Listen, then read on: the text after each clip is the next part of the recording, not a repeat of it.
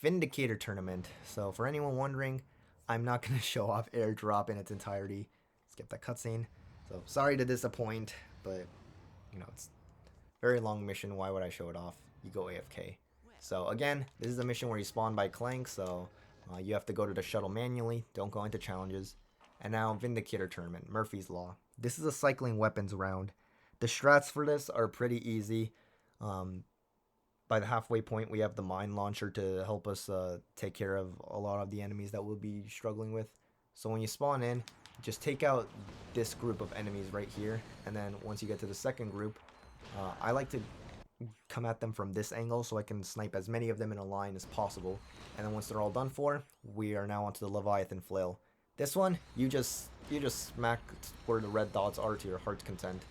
Be careful. Something that happened to me during a run of the all missions category is I think it was a Leviathan that dropped onto me and it tried clipping me through the floor and it caused me to die. So don't let any enemies fall onto you, or else that might happen as well. So once you are finished with the Leviathan flail, next is the mines. You're going to be deploying mines around this general spot of the arena because they are going to take out an executioner that spawns later. Vulcan cannon. As soon as you have the Vulcan cannon, aim up.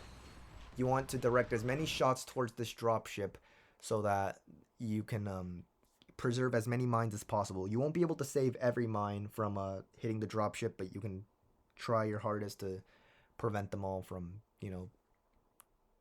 destroying it. Then after the dropship, go to your right, and there will be one last group of enemies you kill with the Vulcan. And then once that's done with, the silencer. Don't instantly fire with the silencer. Wait for a group of enemies to drop because the silencer has a very low rate of fire. And now I start walking backwards so that I can just be ready for any enemies that spawn. And then finally the dual vipers. There's going to be 3 executioners that spawn. I'm guessing someone in the office was having a real good time trying to program this mission. So fire the dual vipers at this executioner. I fire it from a distance because the second one's going to spawn right here. And then the mines that I dropped will take out that third one for me.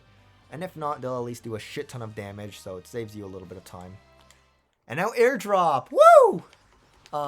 As you saw in Marathon, you're just going to do what the strat that you do in Marathon. Charge over here. Clip out of bounds. Wait for a second once you're inside the mine. And then you should clip through. Then you're going to pull out the Leviathan flail and the supernova. And then you just wait here for 2 minutes. You obviously don't actually have to do this. It's not required, but, there's really no reason to actually try and do the mission as intended. So yeah, this is how you go AFK. So this is the order of weapons that you want for the Eviscerator fight. When the Eviscerator fight starts, you're going to fire the supernova and then swing the flail twice. You're going to remain in place so that you don't end up doing a less amount of damage with the flail. You want to do as maximum damage as possible, so you'll need to stay in place when you spawn in.